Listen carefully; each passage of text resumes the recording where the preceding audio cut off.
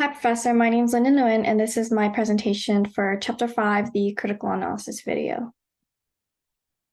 Starting off with the first question that you gave us, what was the Seneca Falls Convention and what kinds of things were the attendants asking for? So the Seneca Falls Convention was basically a call to action held by women for women's rights. The reason why it was called the Seneca Falls Convention was because it was held in Seneca Falls in New York at that time, and that was where they just happened to all be called to gather. And the things that the attendants were asking for in the Seneca Falls conventions were women's rights, more like the basic women's rights. So they wanted equality to be equal to men and all the normal basic human rights that men had, they wanted to have them too as women. And that also connects to John Locke's idea that all men are created equal. They wanted it to be all men and women are created equal, since that was used as an argument for women not having enough rights. They also mentioned that they just wanted to be independent people. So they kind of went off course from the Republican motherhood. They didn't want to just be known for their role as people who raised children for the better of the country. That was not what they were going for, but they wanted to be independent people who were they had independence, they had autonomy, and they could do whatever they wanted. And being able to raise children for the better of the country was just one of their abilities rather than their role as a human in that time. The second question that you gave us was, how did notions of Victorian domestic influence the working class or the poor? So at that time, to pay women less, as we know of the disparity in the wages that women had received at the time, it was said that because women's work at home was considered domestic and it was free, they used it as a justification that when women worked in factories, it meant that they could be paid less than men, since it was just another one of their jobs or another just they just use that as rationale in order to pay the women less so that their factory wouldn't need to spend much more money on employment.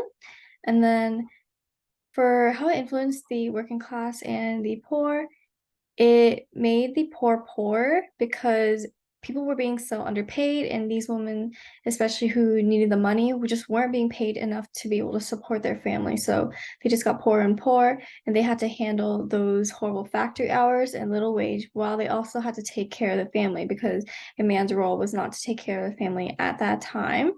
And at this time, poor people would rely on the middle class's benevolence. So if you were poor, widowed, or ill, or you needed assistance, you were either left to, of course, die, or you'd have to go to someone of middle class and try to receive any benefits that you could. In the excerpt of the book, it also mentioned that this woman had 6 children and she was just living unhoused. They had no home, they were just living on the streets. And that goes to the idea that it just made the poor poor. A lot of people resorted to prostitution. It was very hard for any woman to make a living with the idea of domesticity, where they could just not earn enough money or gain the jobs they needed. Those are some images of women working in the factories. Then moving on to the last question of how did both Northern and Southern women mobilize for the Civil War? So when the Civil War happened, it also was very similar to the last war that occurred that we mentioned in one of the critical analysis videos. During that time of the war in the past, the women had held a really large critical role in providing clothing during George Washington's wartime. They played as nurses. They also played the role as soldiers. They did a lot of things that allowed the army to be able to sustain itself and try to fight in the war. And at this time, specifically, Northern and Southern women had formed aid societies. And within 2 weeks after the war had started, they had created 20,000 aid societies. That was a lot, and all of those aid societies were focusing on supplying the army with clothing, food, medical supplies, and a lot of money. And in order to do this, what they did was door-to-door fundraising. They had asked rural women for some of the crops on their farm to get food.